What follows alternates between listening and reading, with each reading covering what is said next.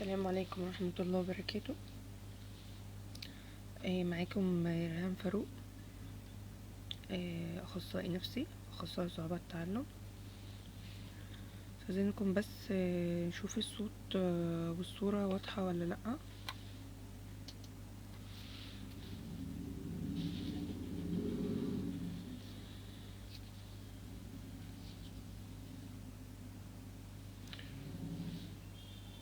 كده بس ان الصوت واضح.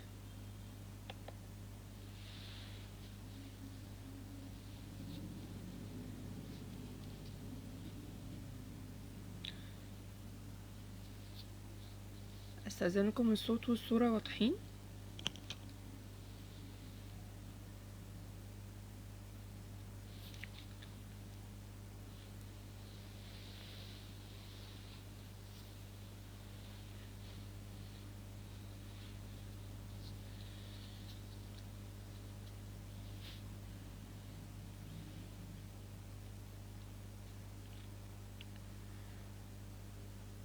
الصوت والصورة واضحين.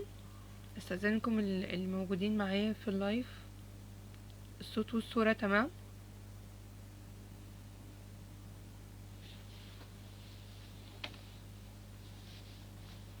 يسعد مساكي يا اسراء. تمام، تسلمي يا اسراء، شكرا ليكي. هستنى بس هي دلوقتي الساعة 10:55. هستنى بس 5 دقايق كده. انا فتحت بس اللايف بدري شوية 5 دقايق عشان اتأكد ان الصوت والصورة تمام، وهبدأ معاكم على طول ان شاء الله.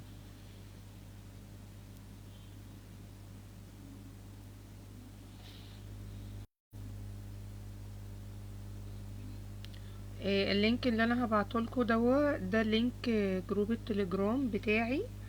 هيكون عليه الPDF والداتا والباوربوينت اللي انا هشرح منه. اللي محتاجه ممكن يبقى يدخل عليه بعد اللايف ان شاء الله باذن الله. هبعت عليه كل الداتا اللي انا هشرحها. الباوربوينت في عندنا كذا حاجة هبقى اوضحها اكتر باذن الله واحنا بنشرح ان شاء الله باذن الله.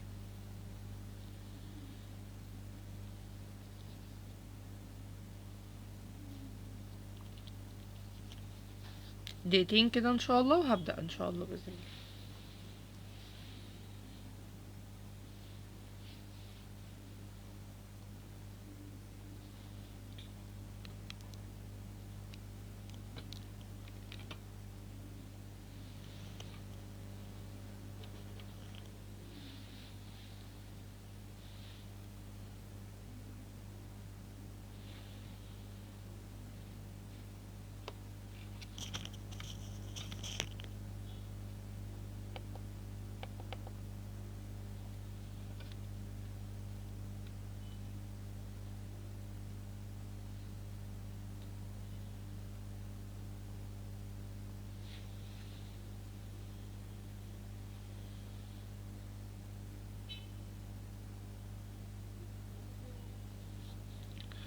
طيب انا هبدأ دلوقتي. هعرفكم بنفسي. انا اسمي ريهام فاروق، من السويس. مبسوطة جدا ان انا معاكم في البيج الجميلة دي بتاعت سوبر اخصائي مستر حسام. ان شاء الله مش هتكون اخر مرة ان شاء الله باذن الله، وان شاء الله المحاضرة السيشن ده يكون خفيف كده ولذيذ، واقدر اوضح لكم كام نقطة كده مهمة حتى في شغل الجلسات اللي احنا بنشتغلها مع الاطفال. ولو اي حد عنده اي سؤال تاني ان شاء الله اقدر اجاوبكم واساعدكم فيه ان شاء الله باذن الله. شرح البرنامج هيكون باختصار خالص، وان شاء الله يكون بسيط وسهل بالنسبه لكم. برنامج الايبلز ده الاختصار بتاعه The Assessment of Basic Language and Learning Skills. ده برنامج عملوه علشان يقيموا المهارات الأساسية للتعلم واللغة. والبرنامج ده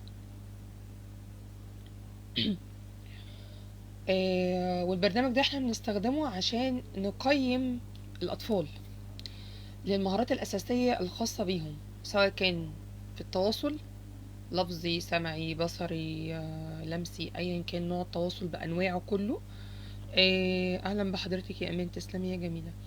التعلم، لان في جزء منه من تعليم من صعوبات التعلم، وفي كمان جزء للاكاديمي للاطفال اللي ذوي احتياجات الخاصه. واللغه، اللغه للاتنين، خاص بالتواصل وخاص بالتعلم، واللغه الخاصه بالاطفال اللي متاخرين، اللي عندهم تاخر لغوي. مين الفئات اللي احنا بنشتغل بيها؟ 4 فئات. عندنا الاوتيزم، التوحد، عندنا التاخر في نمو اللغه، عندنا اللي هو التاخر اللغوي، عندنا اضطراب التعلم المحدد، ده الاسم الجديد بتاعه عشان بس محدش يستغرب الاسم ده بعد التحديث بتاعه، التحديث بتاع ال DSM-5 TR بقى اسمه اضطراب التعلم المحدد، ما بقاش اسمه صعوبات التعلم. لو حد محتاجه برضو ممكن ابعته لكم ان شاء الله باذن الله. عليكم السلام ورحمه الله وبركاته يا امل، يسعد مساكي يا دينا. وعندنا السي بي اللي هو الشلل الدماغي. تمام. البرنامج ده يعني انا يعتبر شغاله فيه مش من بدري، بقى لي تقريبا حوالي سنتين مثلا او سنتين وشويه، بس بجد يعني من البرامج الحلوه قوي قوي اللي بتهتم بادق تفاصيل الطفل اللي قاعد قدامك. مكونات البرنامج هي بيتكون من 25 مجال، كل مجال متقسم ل4 ابعاد رئيسيه، وهعرفكم ايه هي الابعاد الرئيسيه بتاعته. وكل بعد مقسم بمحكات، وكل محك متقسم لعدة أهداف، وكل هدف متقسم لعدة محاور، وبتندرج بقى من الأسهل للأصعب. يبقى يعني انتوا شايفين التقسيمة دي، اللي هما دول من عندنا من ال A لل Z، وال O مش موجودة، بس عندنا من ال A لل Z. كل آه كل محك من دول متقسم 25 مجال. يا دينا هما 25 مجال متقسمين بالحروف الأبجدية. هو حروف الأبجدية 26 حرف، الحروف اللي بالإنجلش 26 حرف، بس هو مش موجود الأو، فهي كده 25 مجال بالظبط. تمام. كل محك من دول متقسم لأهداف، وكل هدف متقسم لمحاور. يعني هوريكم كده، ادي الايبلز اهو، دي كل الملفات دي. بصوا شايفين الملفات اللي تحت دي؟ شايفين كل دول؟ طبعا هم كتار، كل دول هيتبعتوا ان شاء الله على جروب التليجرام ان شاء الله، اللي حابب ياخدهم. وفي حاجات كده كده نازله على النت عادي، مفيش اي مشكله، بس في حاجات تانية انا عاملاها عندي في الشغل بتاعي. تمام. بصوا يا جماعه، ادي مثلا المهاره الاولانيه، يعني مثلا بتاعه التعاون وفعاليه المعزز. عندنا ادي اهو هدف متقسم كام محكين. شايفين اهو متقسم محكين.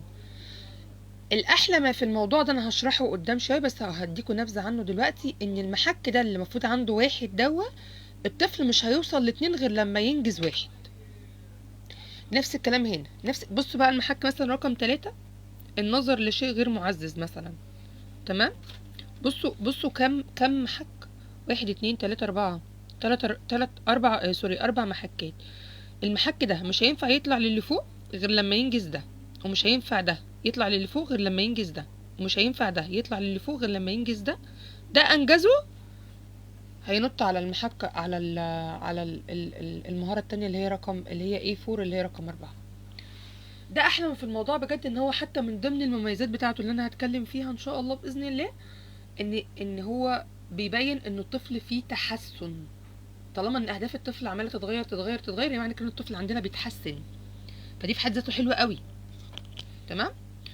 ادي ده كده بشكل مختصر لغايه لما نيجي نكمل. تمام.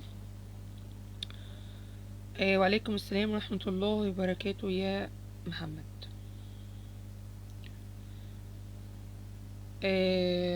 تمام كده. يبقى 25 مجال، كل مجال متقسم 4 أبعاد، كل بعد متقسم لمحكات، وكل محك متقسم لعدة أهداف، وكل هدف محاوره بتندرج من الأسهل للأصعب. ايه هما الأربع أبعاد بقى؟ ركزوا بقى معايا. عندنا محكات الخاصة بالتعلم، عندنا من A ل B، والأكاديمي لتر J، وكيو من Q ل T. وبعد كده عندنا الرعاية الذاتية من يو لإكس. وبعد كده عندنا المهارات الحركية سواء كان كبرى أو صغرى من واي وزي. كل مهارة من دول المفروض ان الطفل واحنا شغالين معاه آه، ممكن ناخد من هنا ومن هنا ومن هنا. الاكاديمي ده لو طفل صغير مش هينفع نشتغل معاه دلوقتي خالص، بس مش ممكن نشتغل من هنا هدف في التعاون مثلا وفعالية المعزز، ناخد من هنا هدف ارتداء الملابس، من هنا هدف، والحركات مثلا الصغرى الاول مثلا. تمام. طيب 1 2 3 هما هيشتغل على 3 اهداف بس؟ لا بالظبط. جميل جدا، البرنامج حلو جدا جدا جدا. انا هستأذنكم، انا هشرح جزء جزء، ولو في اي حد عنده اي تساؤلات في الحاجة اللي انا بشرحها يكتب السؤال، وكل مثلا 10 دقايق او ربع ساعة هوقف شرح وهشوف الاسئلة واجاوب عليها. هو برنامج جميل جدا بصراحة جدا. يعني انا مثلا ما شفتش لوفاس مثلا ولا شفت سان رايز، ما شفتهمش بصراحة، ما اشتغلتش فيهم، بس ده من البرامج اللي انا مرتاحة فيها حتى مع الشغل مع الولاد اللي عندي في المركز. تمام. يبقى عندنا الأداء البصري نفس الكلام، تناول الطعام. عندنا الحركات الصغرى دي الأطفال بيقعدوا فيها وقت طويل. الحركات سواء كانت كبرى أو صغرى على حسب حركة الطفل بيقعدوا فيها فترة. بس الأحلى ما في الموضوع لو الأم بتشتغل معاكي، لو الأم بتشتغل معاكوا في البيت، يعني سواء كان الطفل في الرعاية النهارية في الطفل مع الطفل. هي مش حكايه بنختار براحتنا، هقولك يا اسراء هنختار ازاي. انا هقولك حاضر، اديني بس شويه وهقولك في الشرح اللي انا هقوله ده. على حسب التعميم بتاع الام والاب والاخوات في البيت الوضع عامل ازاي. بتختلف من بيت لبيت، وبيختلف من طبيعه الطفل، بتختلف من شده الاعاقه، كل ده بيختلف. عشان كده بيكون في فروق فرديه بين الاطفال. عندنا مميزات البرنامج. هو انا مش شايفه ليه عيوب، عشان حتى كاتبه من وجهة نظري مش شايفه ان ليه عيوب، بس هنتكلم على المميزات بتاعته. اول حاجه ان هنا بيقارن الطفل بنفسه مش باقرانه. يعني مثلا لو جينا خدنا مثلا زي البورتاج مثلا، البورتاج بيقارن الطفل بالفئه العمريه بتاعته. يعني يقول لك مثلا الطفل سي مثلا من شهر سي مثلا، عشان انا مش متذكره الاعمار بالظبط يعني، بس هنفتكر سي مثلا من 3 شهور ل6 شهور المفروض يبقى بيبص بشكل معين، بي بيلاغي او اللي هي المناغيه بشكل معين، بياكل بطريقه معينه، بيمشي حركته عامله حركته طبعا مش ماشي بس حركته كسحف او ان هو يتقلب على السرير بشكل معين، التواصل البصري والانتباه السمعي والانتباه البصري كل ده. فهو في الايبلز ملوش علاقه بالعمر. هو ايا كان الطفل عمره ايه، هو بنقيم وندخل هنشوف هنشتغل على اي محك بالاهداف بتاعته. تمام. تاني حاجه، انت زي اللي انا قلتها لكم من شويه، لا ما فيهوش تكامل حسي. لا، تكامل حسي بيبقى ليها برامج معينه بشكل معين. بصي هو انا مش هينفع اقول عليه تكامل حسي، بس في المهارات الحركيه والصغرى والكبرى فيها حاجات بسيطه تخص الحركه، لكن ما اقدرش اقول عليها تكامل حسي. عندنا زي ما انا قلت التدرج من الاقل حاجه للاكتر حاجه، زي ما انا ذكرت هنا اهو فينو. طالما ان الطفل هو عند 1 طلع ل2، يبقى كده بالنسبه لي الطفل ده كده في تقدم. طلع من 2 ل3 يبقى كده في تقدم. طلع من 3 ل4 يبقى كده الطفل في تقدم. لما كده A5 كلها خلصت يبقى اتنقل على A6. ده كده يبقى كده انا الطفل عندي مش ماشي كويس. اللي خليه يتنقل لمحك اعلى يبقى كده هو ده عنده الاداء فيه حلو. يبقى كده الوضع مع الطفل كويس جدا، وان احنا كلنا شغالين صح. تمام. تنوع الاخصائيين للعمل بالبرنامج. يعني عندنا تنمية مهارات بيشتغل اخصائيين تنمية مهارات بيشتغلوا بالبرنامج. عندنا تأهيل حركة اللي هو خاص بالمهارات الحركية الكبرى والصغرى شغالين بالبرنامج. عندنا الاكاديمي سواء كان خاص بصعوبات التعلم او شغل الاكاديمي برضو شغال بالبرنامج، لانه بيجيب لك التدرج ازاي نشتغل في التدرج الخاص مع الطفل. ملوش سن معين او ملوش نسبة ذكاء معينة. يعني معنى كده ممكن نشتغل مع طفل عنده مثلا مثلا اعاقة عقلية ممكن التوحد مش كلهم اذكياء. فممكن يكون عنده بيبقى بحاجة اسمها إعاقة مزدوجة، فممكن يبقى عندهم إعاقة مزدوجة، إعاقة عقلية مع التوحد، فنشتغل بيهم مع البرنامج برضو، نشتغل بالبرنامج بيه. ممكن ان انا اتنقل اللي انا كنت قلت لكم عليها من شويه، ان انا اتنقل من نشاط لاخر في التقييم من غير ترتيب. مش لازم اخلص الجزء الاول كله اللي هو ده اللي هو ده مش لازم اخلص ده كله الاول الخاص بالتعلم، وبعد كده اتنقل للرعايه الذاتيه، وبعد كده اتنقل للمهاره الحركيه، وبعد كده اشوف الطفل لو وصل للمرحله الاكاديميه اشتغل اكاديمي في النص. لا لا لا خالص، باخد من هنا هنا هنا هنا. لو الطفل عنده بس الاكاديمي ده بيبقى اخر حاجه، يعني في الاطفال اللي عندهم اعاقات بيبقى اخر حاجه بشتغل معاهم اكاديمي، لما اعلي دول شويه، اعلي الحركه عندهم عشان يعرفوا يكتبوا الحركه الصغرى والكبرى، اخلي فيه اداء بصري شغال كويس، ولغه استقباليه وتقليد حركي وتقليد صوتي والطلب والتسويه والحوار والنطق التلقائي، وفي هنا قواعد لغويه وهنا في هنا قواعد لغويه. وعندنا مش مشكله تعميم الاستجابات. دي النقطة دي يا جماعة دي مهمة جدا، تعميم الاستجابات دي، عشان اني انا كأخصائية قاعدة بشتغل مع الطفل محقق معايا الهدف جدا، تيجي أخصائية تانية بعدها بنص ساعة أو ساعة تيجي تشتغل نفس الأهداف، ما يشتغلش معايا ولا أي حاجة ويطلع حرفيا عينيها.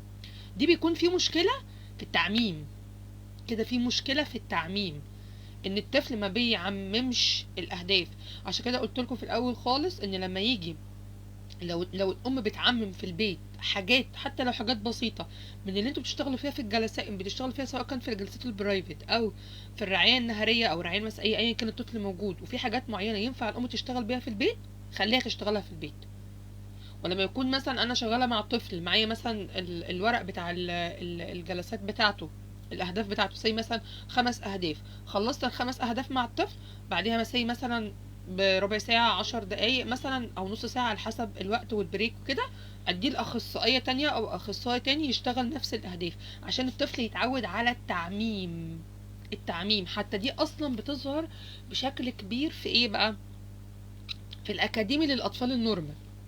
الام تيجي تقول ايه، انا ابني بيعرف معايا كل حاجه، وبيعرف الحروف وبيعرف الكلمات وبيعرف وبيتملي معايا حلو قوي وبلا بلا بلا، بعيدا عن الطفل عنده مشكله في النسيان او مشكله في الذاكره. مش هتكلم في النقطه دي عشان ده ليها حوار تاني في المهارات النمائيه، بس الاساسي بتكلم فيه ان ال هوضح لكم كل حاجه. ادوني بس يعني شويه هخلص باقي الشرح كله واقعد اجاوب عليكم، ويعتبر الشرح الاساسي فاضل فيه حاجات بسيطه. بعد كده تيجي الام المدرسه مثلا في الدرس او في المدرسه تقول لك ده ما سمعش حاجه، ده مش عارف حاجه، ده مش عايز حتى يقول معايا. كده في مشكله عند الطفل اسمها مشكله التعميم، يعني حتى لو الطفل عارف الحاجه دي هو مش عارف يعمم، لان هو اصلا ما تعودش على التعميم. قيسوا بقى على كده اي حاجه مع الطفل تاني بتحصل مع الطفل، دي بقى دي كده جت على النورمال والاب نورمال، ملناش دعوه بقى، ملهاش علاقه بس كان الطفل عنده اعاقه او ما عندوش اعاقه، هي للكل، كل على السواء. تمام.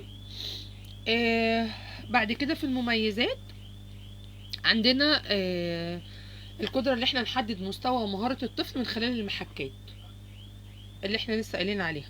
طالما الطفل بيتنقل من محك لمحك ومن مهاره لمهاره يبقى ده كده كويس جدا والدنيا تمام وزي الفل. طبعا البرنامج ده قايم على ال ABA اللي هو علم اساس علم التحليل، علم تحليل اللي هو السلوك التطبيقي. ده مهم جدا جدا جدا، ده من البرامج برضو اللي انا اشتغلت عليها الحلوه قوي الخاصه بتعديل السلوك، حلوه جدا يعني. عيوبه مش مهتميه بها قوي، لان هو احنا قلنا هو ما بيقارنش مع الطفل ده مع اقرانه من نفس الفئه العمريه بتاعته زي البورتج زي ما انا شرحت لكم، ومالوش فئه، مالوش عمر معين لتطبيق اي محك. انا شايفاها من وجهه نظري دي مميزات مش عيوب بصراحه يعني. طيب ايه دلوقتي بقى نتكلم شويه بقى، دلوقتي الطفل جاي لنا جديد المركز، اخر التو سلايد دول في الشرح اللي انا هشرحه لكم دول بالPDF اللي بعد كده.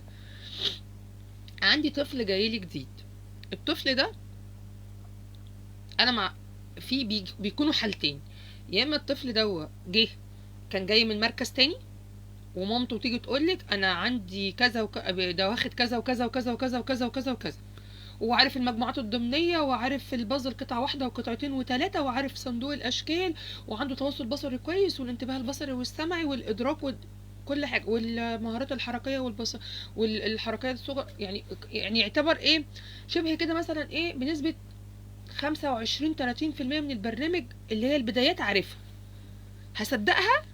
لا مش هصدقها، مع احترامي ليها مش هينفع اصدقها غير لما اقيمه. انا بقى اقيمه بناء على ايه؟ في اخر البرنامج اللي هو ثواني بسم الله، ده في قايمه ورا كده، انا عملتها لكم PDF لوحدها علشان بس انتوا تبقوا سهل عشان تبقى سهل، اسمها قايمه الملاحق. تمام. ايه بقى قايمه الملاحق دي؟ قايمه الملاحق دي ده في البرنامج كله. بصوا شايفين الصفحات بتاعته ايه عشان تبقوا عارفين؟ 221 صفحه، شايفين 221 صفحه. انا طبعا بشتغل منه يعني. بصوا بقى 18 صفحه، 18 صفحه دول بتوع الملاحق دي، تطبعها كده وتقيمها مع الطفل. تقيمها في حالتين، تقيمها في الطفل اللي جاي لك جديد ومامته قالت لحضرتك انت الطفل ده اشتغلنا معاه قبل كده، والطفل ده واخد 1 2 3 4 5 6 10 20 30 هدف ومهاره ومحك والدنيا تمام. هتقيمه بناء على الملحق ده. تاني حاجه التقييم بعد 3 شهور.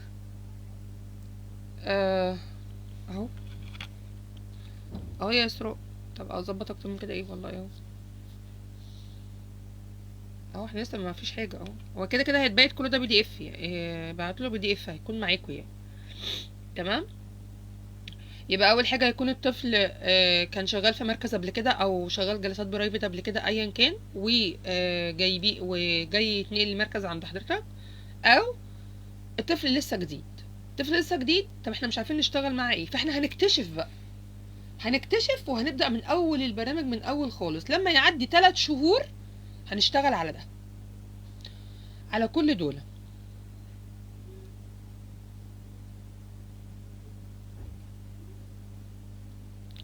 الصوت واطي. هو الكل قال ان الصوت كويس والله. طيب كده الصوت تمام كده؟ اسراء الصوت تمام؟ الكل قال ان الصوت كويس.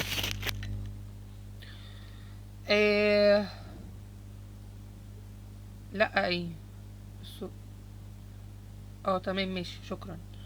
طيب عندنا اول حاجة قائمة العلاقات. تمام ماشي يا بنات شكرا تسلموا.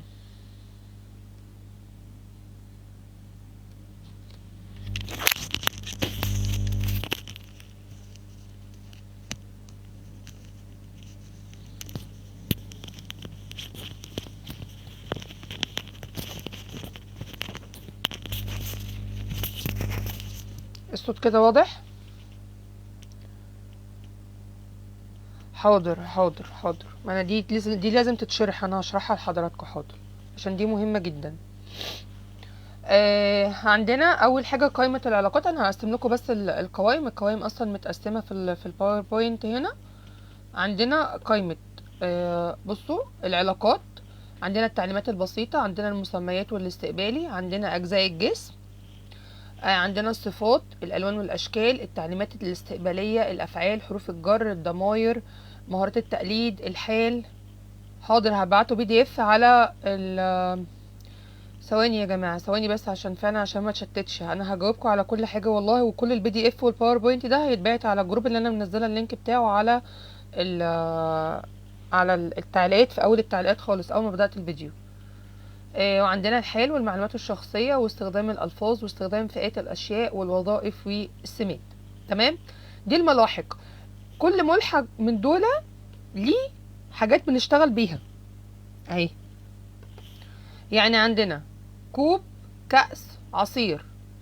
بنشتغل مع الطفل استقبالي، وبنشوف التاريخ اللي احنا اشتغلنا بيه مع الطفل وسماه ولا ما سماش، والتاريخ بتاعه. لان ممكن الطفل يشتغل استقبالي كويس بس ما يسميش، ممكن الطفل يشتغل تسمية كويس وما يستقبل وما يجاوبش عليه. التسمية دي اللي هي اللغة التعبيرية، التسمية اللي مكتوبة فوق دي اللغة التعبيرية. احنا اي طفل بنشتغل معاه في الجلسة بنشتغل على 3 حاجات اساسية ملهمش تالت، يعني اساسي في كل جلسة. ملناش دعوة الطفل عنده اعاقة ايه، نورمال اب نورمال، ملناش دعوة، بس عندنا 3 حاجات اساسية. بنشتغل على الذاكرة السمعية ومعاها الذاكرة العاملة السمعية والبصرية، ادي دي موضوع الذاكرة خاصة بالمهارة النمائية.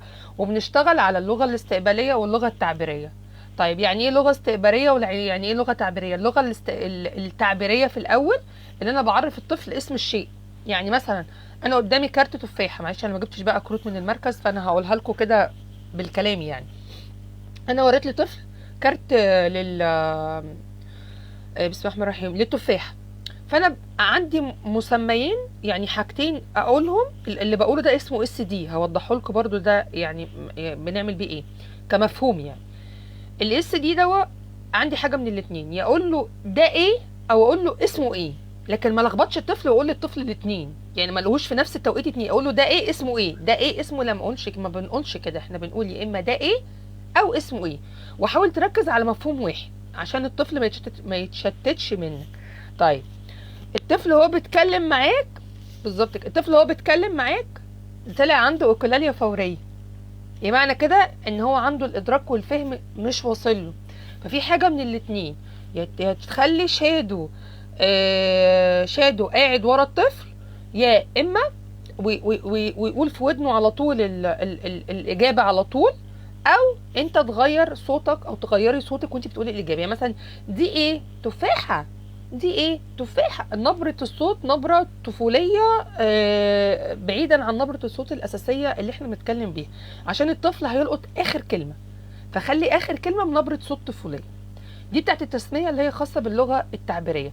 نيجي بقى باللغه الاستقباليه. اللغه الاستقباليه فيها حاجتين، في عندنا لغه استقبال خاصه ب فين ده، فين كذا، فين التفاحه، فالمفروض ان هو يشاور على التفاح ويقول اهي او اهو على حسب مؤنث ومذكر. طب هو مش عارف المؤنث والمذكر، مش مشكله، ما نقولهوش ده مؤنث ولا ده مذكر، احنا نقول له. لو هو قال اهي وهي اهو هنقول اهو، لو هو لو الطفل قال اهو وهي اهي هنقول له اهي. هو مش مهم مؤنث والمذكر، مش هو مش مدرك لسه مؤنث والمذكر، ولكن الاساس ان هو يشاور ويقول اهي او اهو. طب هو ما شاورش، حط ايده، لا. شاور باي صابع تاني غير صابع السبابه، لا. حضرتك او حضرتك هتمسكي ايده وتطلعي الصابع بتاع السبابه وتشاوري عليه اهو. هنشاور كده اهو كده، تمام اهو. ده يبقى فين كذا اهي او اهو.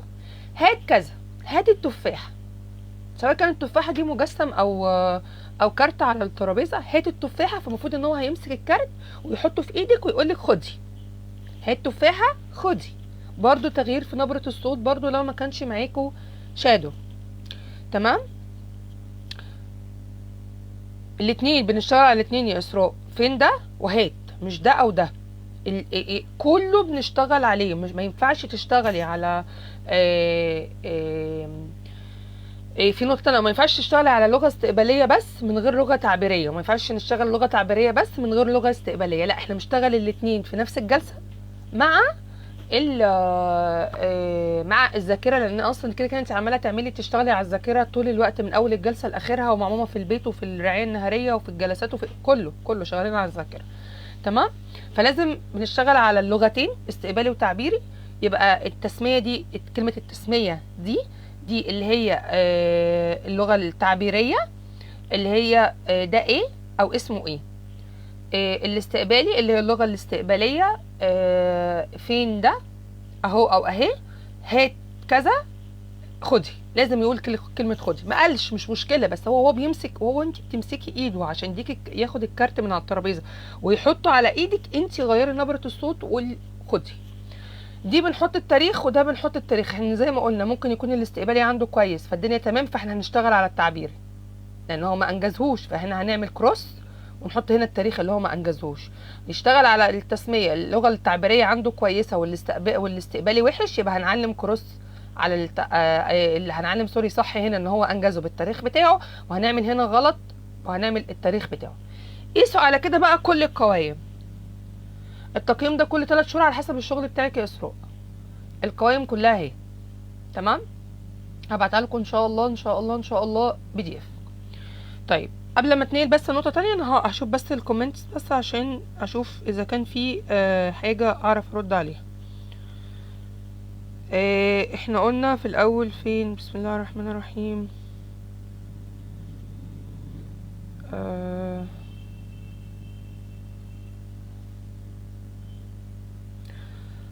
بص يا استاذ محمد النجار تقريبا، فرق ما بين التشخيص والتقييم، انا بقيم عشان اشتغل برنامج، غير لما يجيلي طفل انا بقعد اراقب سلوكه واعمل اختبارات نفسية، سواء كان بقى خاصة باختبار ذكاء او اختبار جيليام 3 ولا اختبار فرط حركة ولا ايا كان نوع الاختبار النفسي، عشان اشخصه واقول ان الطفل ده عنده اضطراب كذا. تمام؟ ايوه يا اسراء، فعلا ما في امهات كتير بتكسل، بس احنا بنحاول نشتغل على النقطه دي، ان احنا نخليهم يشتغلوا فعلا معانا يعني بصراحه، لان الوضع فعلا مش احسن حاجه، بس بنحاول بجد.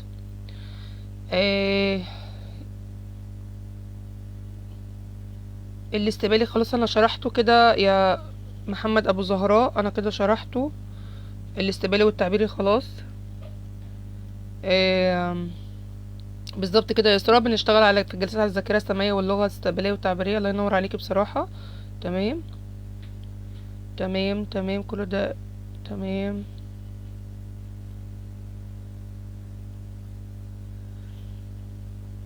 انهي جزء يا استاذ احمد؟ انهي الجزء اللي هو تاني؟ قولي بس، عرفني اي جزء مش مفهوم وانا هشرحه تاني، مفيش مشكله. اللي هو خاص بالملحق ولا خاص بشرح اللغه الاستقباليه والتعبيريه؟ تشخيص بيليه القياس، التشخيص يليه القياس يليه التقييم يليه التقويم. ما التشخيص ده في الاول وبعد كده انا بقيم. طبيعي. تمام يا اسراء، كده اسراء محمد تمام. بصي يا اميره، زي ما انا ذكرت في الاول، انا قلت لك برنامج الايبلز بيقيم بنشتغل بيه بحالات معينه، الاوتيزم والسي بي الشلل الدماغي والتاخر اللغوي واضطراب التعلم المحدد اللي هو صعوبات التعلم. تمام؟ لو اخصائي نفسي لازم تاخدي الاختبارات النفسيه، لو اخصائي اجتماعي او اخصائي تخاطب في مقاييس معينه ممكن تاخديها، زي مثلا اختبار اللغه، صعوبات اللغه، بسم الله الرحمن الرحيم، اللغه، الفرز العصبي، ممكن بسم الله الرحمن الرحيم، اللغه والتلعثم والفرز العصبي، و في اختبار تاني وفرط الحركة، ده اساسي. بالظبط. لو نفسي بقى، لو انت بقى لو اخصائية نفسية يا ضحى، ممكن بقى هتاخدي اختبار الذكاء معاهم وجيليام 3. طيب كده تمام كده. في حد عنده اي سؤال في اللي انا شرحته؟ عشان بس هدخل على جزء جديد. في اي حد عنده اي سؤال على انا شرحته؟ طيب نكمل شرح. طيب عندنا ده الحاجات دي انا قلتها وانا بشرح ان الطفل لما بيكون عندك في المركز لازم نتأكد، لازم نقيمه على على قائمة اللواحق اللي انا قلت عليها دي. تمام؟ و نشتغل التقييم ونشوف مستواه فين بالظبط، عشان نشتغل من الاول لما هو وقف. ولو الطفل ما كانش اصلا لسه اول مره يروح مركز، يبقى هنشتغل من اول البرنامج خالص في كل حاجه. طبعا لازم نتاكد من الموضوع، لازم نشتغل على موضوع التعميم ده مع كذا اخصائي في المركز مع الطفل الواحد، وفي نفس الوقت في البيت. عندنا الطفل بيتقيم كل 3 شهور عشان نشوف اذا كان بنشتغل صح ولا لا. عايزه اقول لكم على حاجه يا شباب، هو وارد ان بيحصل تطورات في الطفل، وارد ان يحصل تطورات في الطفل. التطور اللي بيحصل ده وحش او لا، احنا ما بنقدرش يعني احنا ما بيكونش السبب فيه، هي بتبقى على حسب نوع الاعاقه اللي عنده الطفل نفسه. احنا ما علينا، احنا بنشتغل. يعني لما يجيلي طفل اوتيزم غير ناطق، ما ينفعش اقول عليه ان هو مش هيتكلم، لا احنا هنشتغل معاه تخاطب الى ما لا نهايه بقى، لغايه لما ربنا يدينا ويديكوا طولة العمر، لما ربنا يسهل. والله نطق كان بها، ما نطقش خلاص، بس مش شغالين بس معاه تخاطب، احنا شغالين تخاطب ومعاه الايبلز والبرامج والاهداف والدنيا تمام. نقدم الطفل يعرف مهمة بي 4 وبي 8 ولا يعرف بي 5 بي 6؟ لا معلش يا بالظبط، هي حسب قدرة الطفل. انا مش فاهمه السؤال ده، معلش، اللي هو هل يجوز الطفل يعرف مهمة بي 4 وبي 8؟ انت قصدك ان مثلا هو وصل للبي 8 وبي 5 و6 هو عارفهم فانتي نطيتي؟ ده كده السؤال، انا كده فهمته صح ولا ايه؟ شوفي ده كان صح كده ولا غلط اللي انا فهمته يعني. تمام. فاحنا شغالين، احنا بنشتغل، والعلم اللي بندرسه وبنتعلمه بنطبقه على الاطفال، ويعني بجد بنتمنى ان شاء الله يجيب فعلا معاهم نتيجة للاحسن ان شاء الله باذن الله. في بقى حاجة حلوة، مفاجأة ليكوا بقى، مفاجأة ليكوا، واتمنى ان شاء الله باذن الله تستغلوها لحاجة حلوة. ورقة بقى الاس دي اللي هي اسمها ATT. فين الورقة العظيمة؟ ادي الورقة العظيمة، ورقة ATT دي عاملاها كده عشان حاطه اللوجو بتاع المركز بتاعي. ما انا هبعتها لكم وانتوا شيلوا اللوجو منه او اكتبوها بنتوا بالصياغه اللي انتوا عايزينها، بس دي البنود الاساسيه بتاعت الورقه دي. المفروض بقى في كل طفل معاه حبه ورق حلوين كده، شايفين حلوين قد كده، شايفين قد ايه من الورق ده؟ ليه بقى؟ انا هقول لكم ليه. هنا احنا بنكتب اسم الطفل، وبعد كده التاريخ اللي بدأنا منه الهدف. يعني مثلا النهارده 3/4، فاحنا بدأنا النهارده هدف جديد لطفل ما 3/4.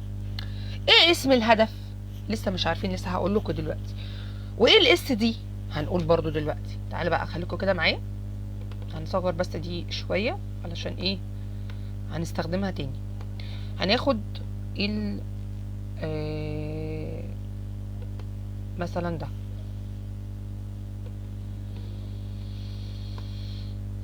دي اول حاجه.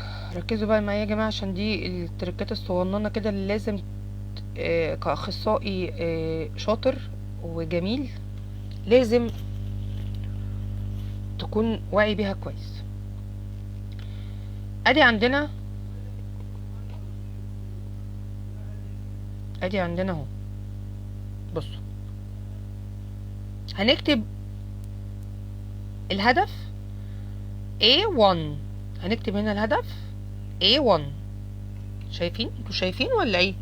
يعني لو محدش شايف قولوا لي، وانا يعني مش عارفه اعمل ايه، بس هحاول اظبط الصوره شويه يعني. بس شايفين ولا ايه؟ اي كومنت بس ولا اي حاجه اتاكد ان انتوا شايفين.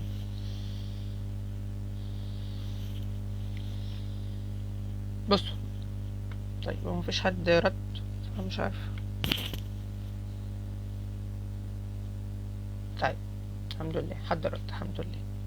طيب هناخد ال A1 هنا، A1 مع اسم المهمة، أخذ المعزز حينما يعرض عليه. A1 أخذ معزز عندما يعرض عليه. تمام كده؟ يبقى هنكتب هنا اسم الطفل، هنكتب هنا التاريخ اللي هو مثلا النهارده اللي بدأنا منه الطفل. ما هو انا اهو ده الشمال، لما ده اللي بشرح هنا انا عماله اتنقل من هنا لهنا. يعني بصي ده هنا الهدف، وهكتبه هنا اهو، فهتلاقي الكاميرا منقوله من هنا لهنا، من الاتنين. تمام. فبنكتب هنا اسم الطفل، هنا اسم الطفل، وبعد كده هنا التاريخ اليوم اللي انا هبدأ فيه الهدف، وبعد كده هنا الاسم ده. شايفين؟ A1 أخذ معزز حينما يعرض عليه. هنكتب هنا A1 أخذ معزز حينما يعرض عليه. ايه الاس دي بتاعه بقى؟ الاس دي بتاعه ده عبارة عن المفهوم اللي انا عايزه الطفل يكتسبه. عارفين يعني ايه يكتسبه؟ يعني لما انا اقول للطفل مثلا، زي مثلا اللغه الاستقباليه، هات تفاحه، فيجيب لي التفاحه ويقول لي خدي. لما اقول له فين التفاحه يقول لي اهي. لما اقول له دي ايه فيقول لي تفاحه. ده اسمه اس دي. يعني المفهوم اللي انا عايزه اخلي الطفل ان هو يكتسبه، وبالتالي ما يطلعش عنده ايكولاليا فوريه. هرجع اقول تاني، ليه يظهر عندي ايكولاليا فوريه؟ لان الطفل عنده مشكله في الفهم والادراك. هو انتبه لي وسمعني، الانتباه السمعي تمام، انتبه لي، وبعد كده المفروض ان هو ايه؟ يدرك، يفهم، يرد. يدرك، يفهم، يرد. طيب هو لو الطفل فهم بس ازاي فهم؟ ما ادركش. هو ادرك، لازم يدرك الاول وبعد كده يفهم. بقى الاثنين العلاقه مرتبطين ببعض، يعني ما ينفعش فهم من غير ادراك وما ينفعش ادراك من غير فهم، الاثنين متكملين مع بعض. عشان يعرف يرد عليا لما انا اقول له ازيك يا احمد عامل ايه، يقول لي الحمد لله.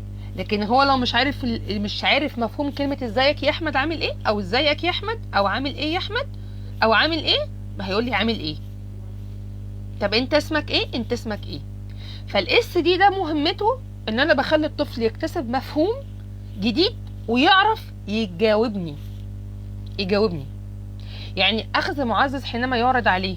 انا معظم في حاجات هنا كتير ما بيكونش ليها كلام.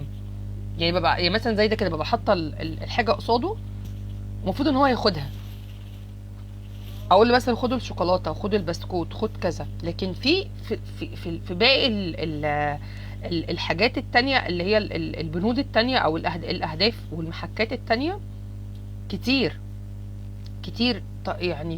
يعني انا بس عايزه اطلع لكم حاجه كده، اطلع لكم منها اس دي عشان برضو تبقى واضحه بالنسبه لكم. ثواني، انا قفلت الصفحه بدل ما اكبرها.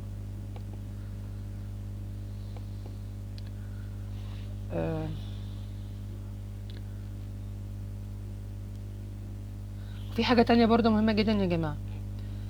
هنا في هدف المهمه.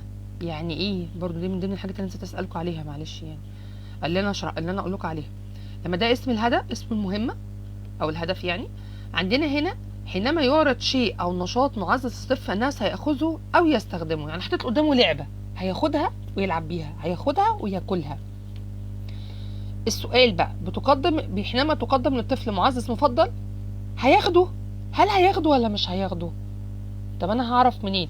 انا دلوقتي حطيت قدام الطفل مثلا هو بيحب العربيات، وحطيت قصاده عربيه. احنا بنحط، بصوا يعني، بصوا شايفين التسلسل ده؟ ياخذ احيانا او ياخذه في كل مره، ولكن خلال اكثر من 3 ثواني من عرضه. خدت بالكم من 3 ثواني؟ يعني انا حطيت قدام العربيه، اعد 1001 1002 1003، ما اخدهاش يبقى ما تتحسبش، يبقى المحاوله الاولى عندي 0. انا بعمل كم محاوله يا حلوين؟ 10 محاولات. في الهدف الواحد انا بعمل 10 محاولات. يعني انا باخد ايه؟ واحد، اخذ المعزز حينما يعرض عليه. هناخد اول واحد ان هو ياخذه احيانا او ياخذه في كل مره بيتعرض عليه في خلال 3 ثواني، اكتر من 3 ثواني. 1001 1002 1003 1004 1005 1006 1007 1008 1010. طيب سي بقى انا هسيبه قدامه كده قد ايه؟ مثلا لغايه مثلا 10 ثواني ما اخدهوش، هشيله واجيب له معزز تاني بسكوته واحطها له، واعد 1001 1002 1003 1004 1006 1005 1006 لغايه 1010. خلال الفتره دي لو اخدها يبقى كده المحاوله التانيه عندي صح، يبقى اخدها، يبقى يحسب له محاوله صح. اعيد تاني واعيد تالت، من ضمن 10 محاولات جاب مثلا 3 صح، اخد المعزز بتاعه اللي هو اخده. هتتحسب بقى ازاي؟ مش هتنقل للمستوى ده اللي هو بقى ياخد المعزز بتاعه خلال 3 ثواني غير لما ده ينجز فيهم 10 محاولات صح. تاني الجزء ده ولا الدنيا تمام؟ عشان دي حتة كده يعني لازم 10 محاولات يا اسراء، لازم 10. اي هدف من الاهداف دي كلها لازم 10 محاولات، ولازم ال10 يجيبوا. هي يعني كان مثلا دكتور، طبعا الدكتور العظيم طبعا احمد الصباغ، ودكتور طبعا اخصائي النفسي حسن صلاح، قالوا لنا 8 محاولات، يعني 8 محاولات، يعني شغالة تنمية مهارات ف8 محاولات، سواء كان في الجزء الخاص بالتخاطب او تنمية المهارات في الذاكرة وكده. 8 محاولات بس، يعني انا بالنسبة لي انا بحب ان انا اخليهم 10، يعني هم 10 محاولات ينجزهم معايا، عشان حتى لما اجي ادخل على البند التاني، المحك التاني، يبقى ما ياخدش معايا وقت طويل، انجزه في وقت قصير. يعني انا لو واخد المحك ده وسي مثلا في 3 اسابيع مثلا، ممكن اللي فوق ده انجزه في اسبوعين مثلا او 10 ايام. بيبقى الطفل عنده الى حد ما تعود شويه، الى حد ما طبعا حسب قدرات الطفل، وعلى حسب شده الاعاقه، وعلى حسب السلوك. يعني تعديل السلوك ده لوحده اصلا كل شغل بنشتغله في الجلسات معاه لازق فيه كده تعديل سلوك تعديل سلوك تعديل سلوك. تمام. طيب تعالى بقى اشوف لكم حاجه تانية كده. بتقولي انت كاتبه ايه يا دينا؟ يا دينا، في حاجة اسمها ان انا بعرف المعززات بتاعة الطفل. استنى هحاول اجيبها لكم كده، كان في ورقة ليها كنت عاملاها، معززات الطفل.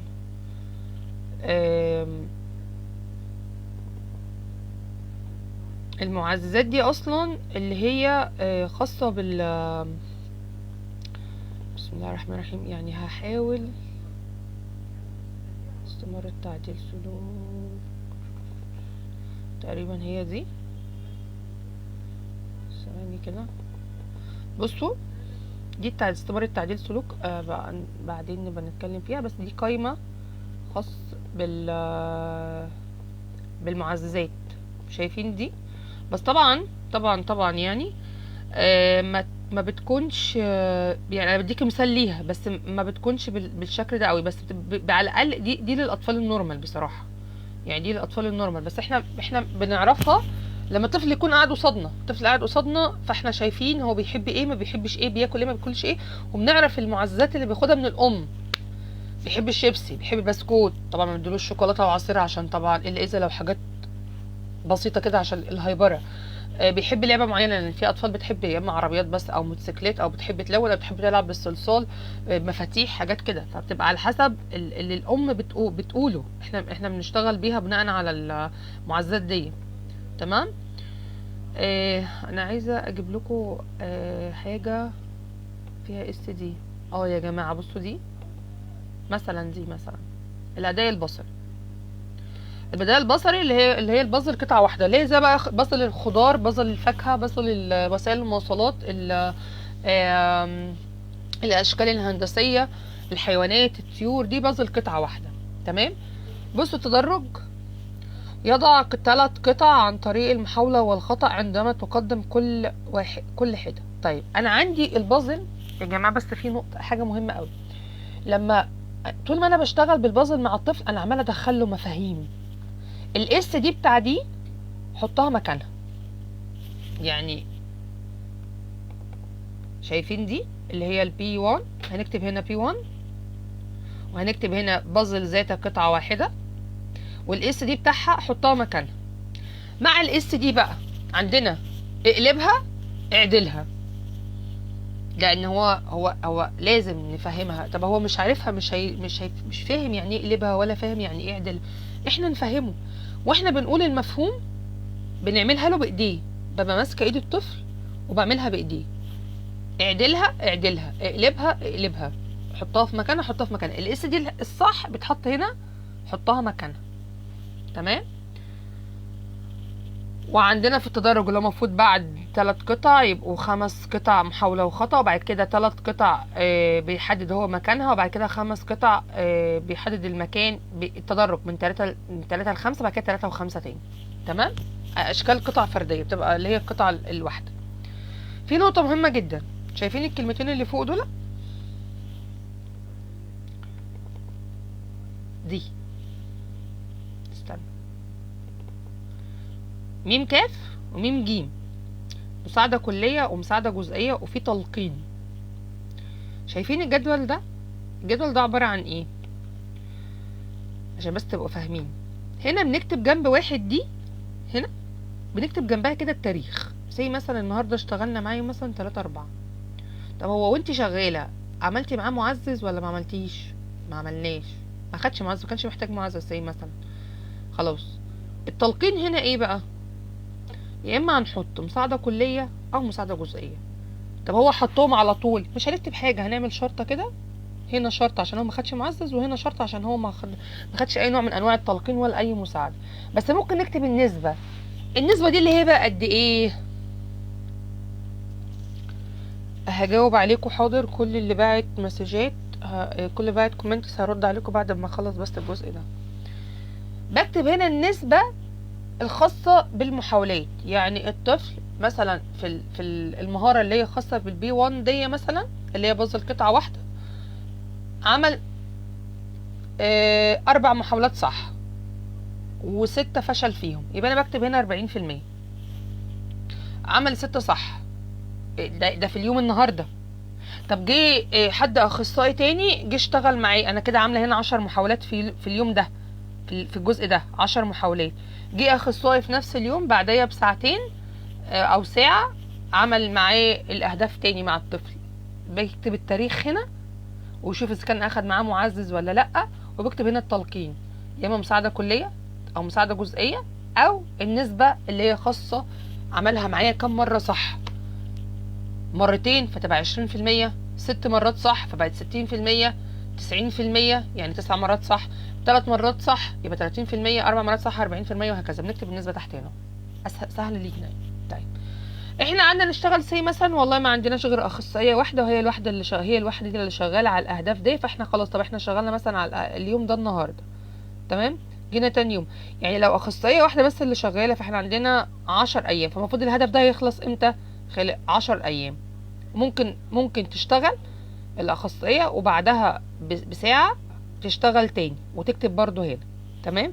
ما اشتغلتش فهنشتغل خلاص، يبقى كده عندنا 10 ايام للهدف ده. هنستنى بعدها 3 ايام. احنا خلصنا اخر 10 هنا، اخر واحده هنا، مش هنشتغل تاني، هنوقف الهدف ده لمده 3 ايام. يعني هنا احنا خلصنا الهدف مثلا يوم 10، هنعد مثلا 10/4 مثلا، هنعد 3 ايام ونشتغل من اليوم الرابع. يبقى هنشتغل من اليوم كام؟ من اليوم ال14. يبقى هنا هنكتب هنا 14/4 24، ونبدأ تاني في المحاولات تاني من اول وجديد، برضو نفس الكلام، بنفس الطريقة، بنفس الاس دي، بنفس المعززات او التلقين او المساعدات كلية او جزئية او نفس كل حاجة. تاريخ، وخد معزز ولا لأ، ما خدش خلاص، تلقين، مساعدة كلية او مساعدة جزئية، وبعد كده ما فيش لا مساعدة كلية ولا مساعدة جزئية، بنكتب النسبة. طب هو ممكن يكون يعني هو انا ساعدته شوية، يعني نبهته لحاجة معينة، ساعدته شوية، او ممكن نكتب مساعدة جزئية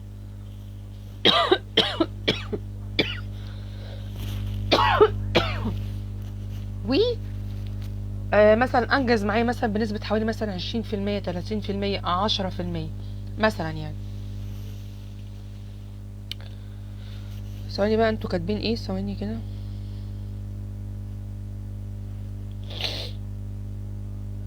بالظبط كده يا استاذ، انواع المعززات التغذية في معزز اجتماعي، تمام ماشي.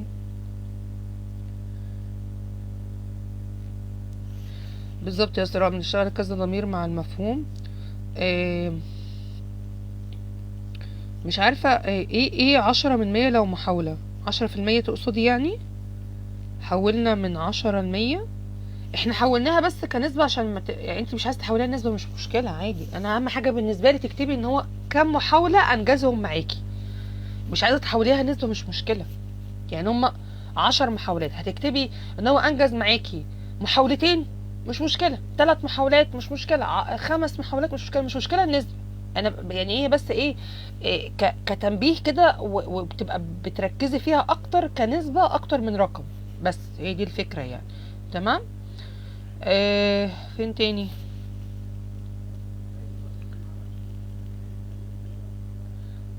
ب10 ايام ب10 محاولات لكل يوم لهدف معين، هدف واحد. لا مش كل يوم هدف واحد، انت بتشتغل الورقة دي مع 7 8 10 اهداف تانيين بنفس فيها ورقة برضو. يعني انت ماشية داخلة مع الطفل معاكي من مثلا مثلا من 6 ل10 ورقات، وكل ورقة فيها هدف بس. كل ورقه فيها هدف بتشتغلي بناء عليها. تمام. ادي كده، ادي الورقه دي، ودي ان شاء الله هبعتها لكم برده. وفي بقى تركايه تانية، بعد 3 ايام بنشتغل ونخلص برده ال10 ايام دول، ال10 محاولات دول. وبعد كده بعد اسبوعين، مين يقول لي ليه قلنا اسبوعين؟ يلا وريني الشطاره بقى والناس المصحصحه يعني. ليه قلنا بعد اسبوعين هنعيد الهدف تاني؟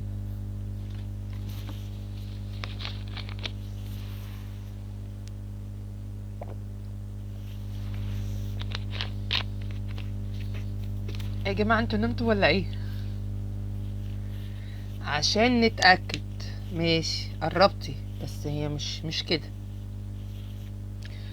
يلا يا حلوين، ليه قلنا بعد اسبوعين وليه قلنا بعد 3 ايام؟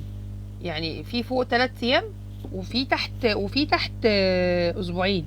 ليه قلنا 3 ايام وليه قلنا اسبوعين؟ شاطره يا ايمان الزيات، شطوره. عشان الذاكره يا حلوين، يا اخصائيين يا حلوين، عشان الذاكره. دلوقتي يا جماعه، شاطره يا اسراء، بالظبط كده، عشان الذاكره يا جماعه. احنا دلوقتي الذاكره عشان الذاكره يا جماعه، الذاكره احنا دلوقتي عندنا 3 انواع من الذاكره. بنشتغل طبيعي في الجلسه. احنا قلنا على الذاكره السمعيه والبصريه والذاكره العامله السمعيه والبصريه، ده اساسي من اول ما الطفل يخش لنا كده المركز واحنا شغالين معاه على الذاكره والاستقبالي والتعبيري. طبعا مش هنتكلم بقى، ده اساسي.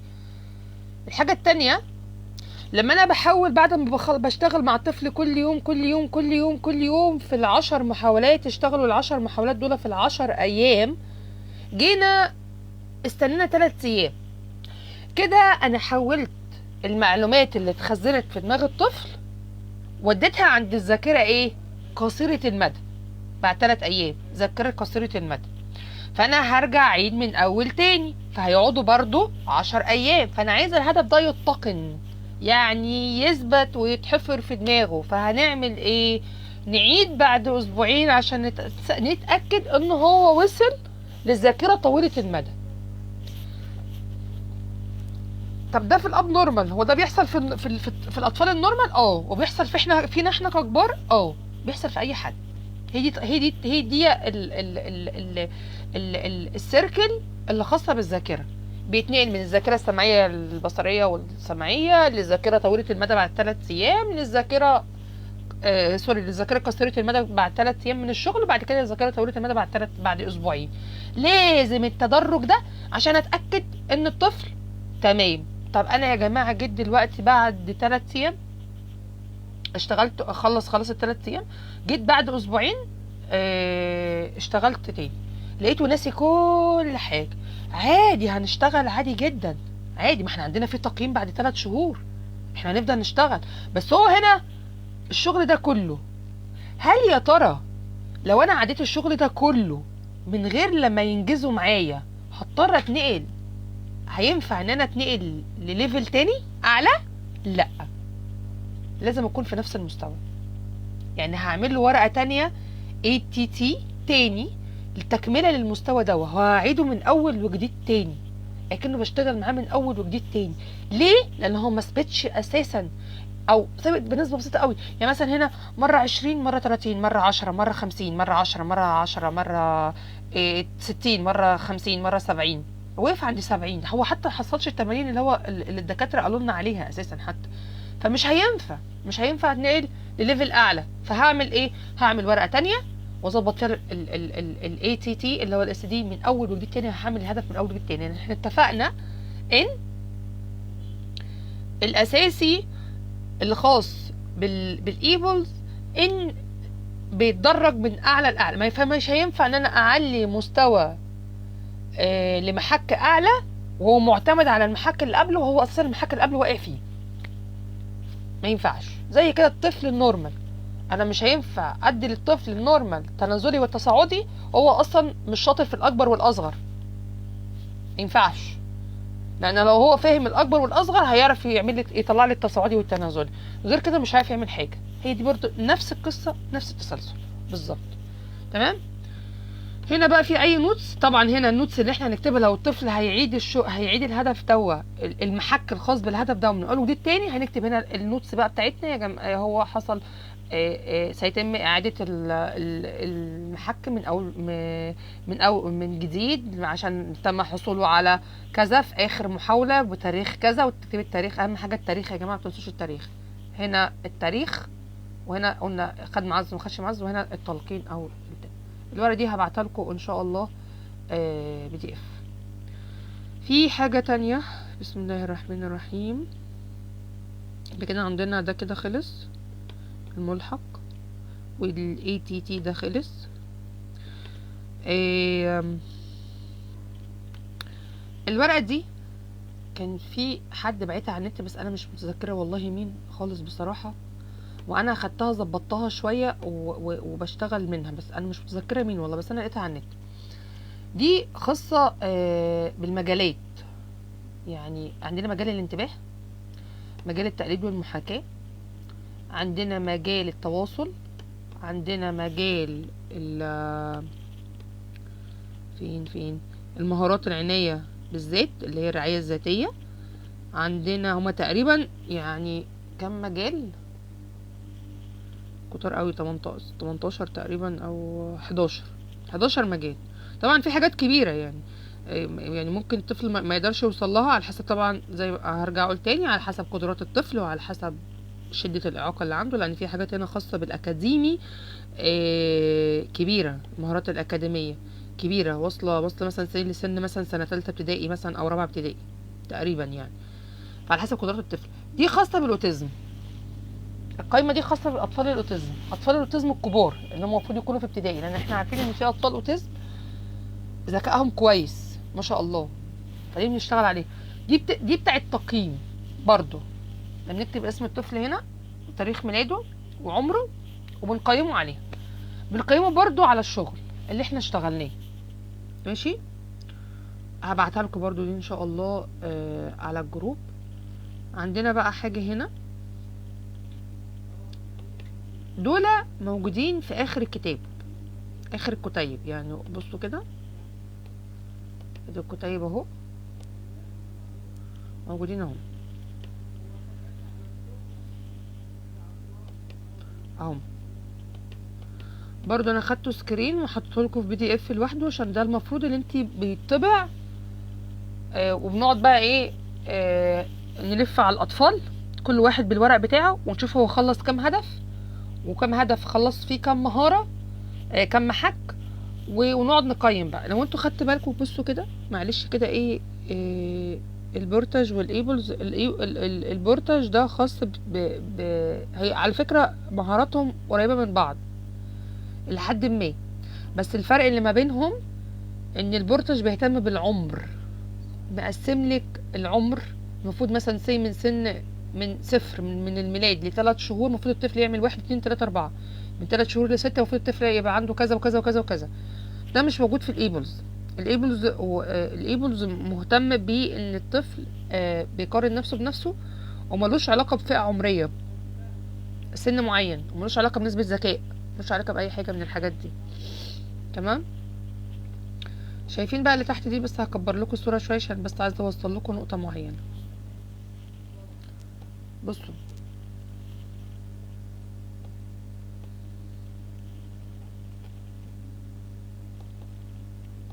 يعني مش عارفه هتكبر من كده. شايفين دي يا جماعه؟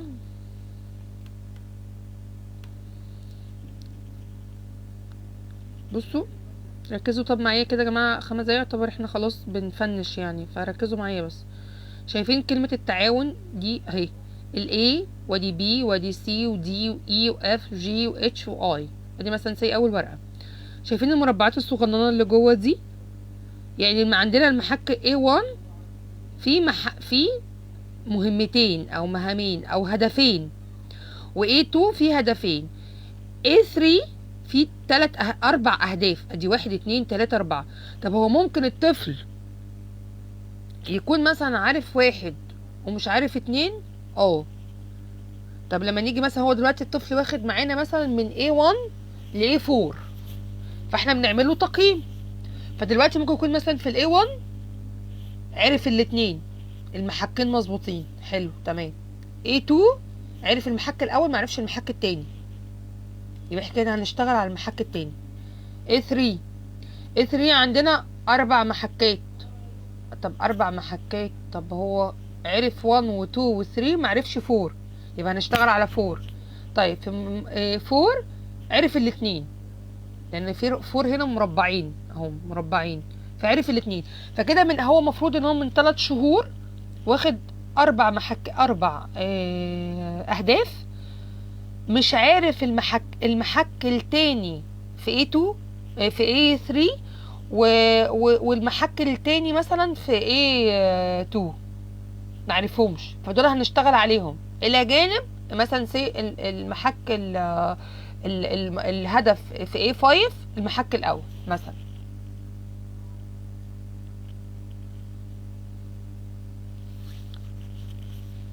تمام.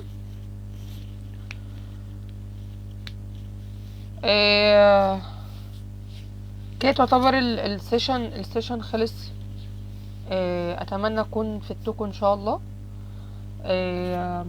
اذا في اي حد عنده اي كومنتس او في اي حاجة مش مفهومة ممكن تكتبوا في الكومنتس. الورقة بتاعت التقييم دي بتتعمل كل 3 شهور برضو مع قائمة الملاحق اللي هي خاصة بال اللي انا قلتلكوا عليها في الاول خالص، اللي هي خاصة بالمهارات بتاعتكم. تسلم يا مستر حسام، شكرا ان انا كنت معاكم النهارده. تسلمي يا سراء، تسلمي يا امان. في اي حد عنده اي استفسار او اي حاجة مش واضحة في اللي انا شرحته؟ تسلمي يا منى، ميرسي جدا لحضرتك، ميرسي جدا. ميرسي يا مستر حسام، شكرا مصطفى. تمام، تسلموا. اذا في اي حد عنده اي استفسار او اي حاجة، سواء حتى لو كان بعد لما شكرا جدا يا سراج. اهم حاجة ان انا وضحتها بشكل مبسط، وده كان الغرض من السيشن بصراحة.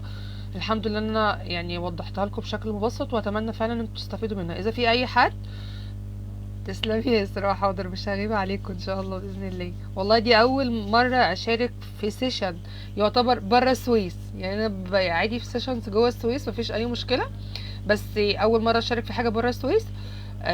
بعيدا عن الكورس بتاع اللي انا كنت بديه بتاع اختبار الذكاء، كان من كذا محافظه، بس بجد من الحاجات اللي مبسوطه جدا جدا جدا بيها معاكم بصراحه. هو مده استجابه الطفل داخل الجلسه نص ساعه ولا ساعه؟ لا مش فاهمه يا اسماء، معلش، انت بتوصلي على جزء الجلسه بتبقى قد ايه مدتها، ولا يعني ايه استجابه الطفل؟ معلش. ماشي. ما هو مستر حسام نزل اللينك بتاع البيج بتاعه البروفايل بتاعي، وفي اللينك بتاع الجروب بتاع التليجرام اللي هنزل عليه كل الداتا دي اللي انا ان انا اديتها لكم دي كلها ان شاء الله باذن الله، هتبقى كلها على هتبقى متوفرة معاكم ان شاء الله باذن الله، ان شاء الله باذن الله، ان شاء الله. بصوا يا جماعة، برضو دي حاجة من الحاجات المهمة جدا. مفروض مدة الجلسة الوقت الطبيعي بتاعها ما بيزيدش عن ساعة الا ربع، بس لو احنا بنتكلم في رعاية نهارية الوقت معانا مفتوح.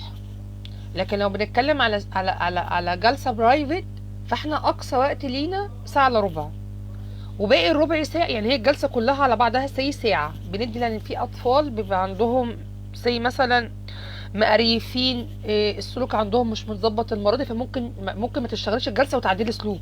تتحسب الجلسة على فكرة، يعني هتتحسب الجلسة، تتحسب ليكي كماديا، لان انت الفكرة كلها انت تعبتي وهديتي الطفل، حتى لو اشتغلتي جزء بسيط من الاهداف بتاعتك، بس كتعديل السلوك في الجلسة ده شغل برضو، مش حاجة تانية، عشان برضو انتوا تكونوا فاهمين حاجة زي كده. تمام. فالجلسة مدتها انت حتى بتوضحيها للأم من ساعة لربع ساعة، عشان انت لو مثلا قلتي للأم مثلا مثلا الجلسة ساعة وخلصتي اهدافك قبل الساعة، هتمسكلك في الربع ساعة حضرتك لسه 5 دقايق، لسه 10 دقايق، لسه ربع ساعه، لسه مش عارفه ايه. فاحنا الطبيعي اللي احنا نقول بس ايه، السيشن بتاعنا حتى بتتكلمي مع ولية الامر في البرايفت، انا بتكلم في البرايفت من ساعه الا ربع ساعه، على حسب الطفل وعلى حسب الاهداف اللي انا شغاله بيها معاه. في هدف يخلص على طول، وهدف ممكن تقعدي فيه نص ساعه عقبال لما يخلص، مفيش مشكله. تمام. لكن في الرعايه النهاريه ممكن تقعدي مع الطفل ساعه ونص، ساعه، ساعتين. وطبعا نسيت اقول لكم على حاجه مهمه جدا جدا جدا جدا. عارفين يا جماعه البريك اللي هو بتاع الاسبوعين ما بين في الاي دي، في الاي تي تي، في الهدف لما بنيجي نطبقه، نعمله من عندنا بنخلص ال10 ايام، وبعد كده بنستنى 3 ايام. ان لو ال3 ايام دول في عند الطفل اهداف تانية شغاله بيها، خلاص تمام مفيش مشكله، كتار يعني.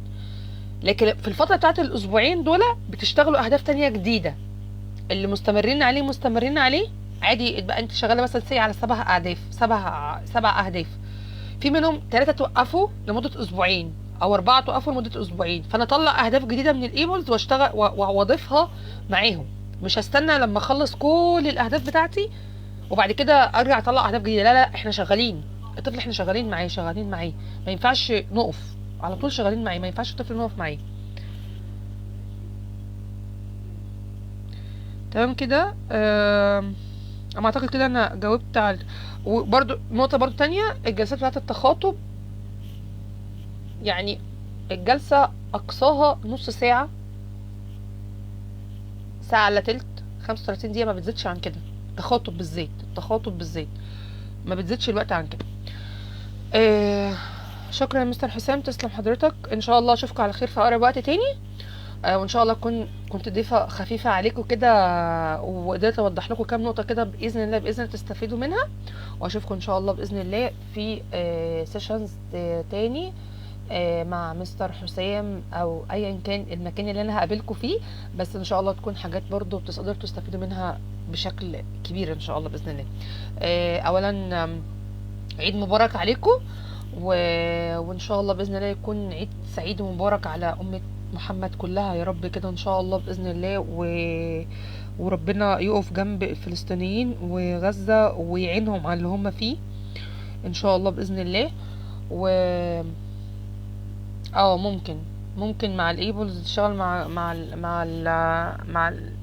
مش مع النورمال، هم مع اطفال صعوبات التعلم، لان في جزء فيه اكاديمي، في بعد كامل عن الاكاديمي، فممكن نشتغل بيه مع الاطفال الطبيعي، الاطفال الطبيعيين العاديين النورمال يعني. اشوفكم على خير، وعيدكم مبارك ان شاء الله، ويكون سعيد علينا وعليكم يا رب، ويرزقكم يا رب من حيث لا تحتسبوا، ويكبر بخاطركم ربنا ان شاء الله باذن الله.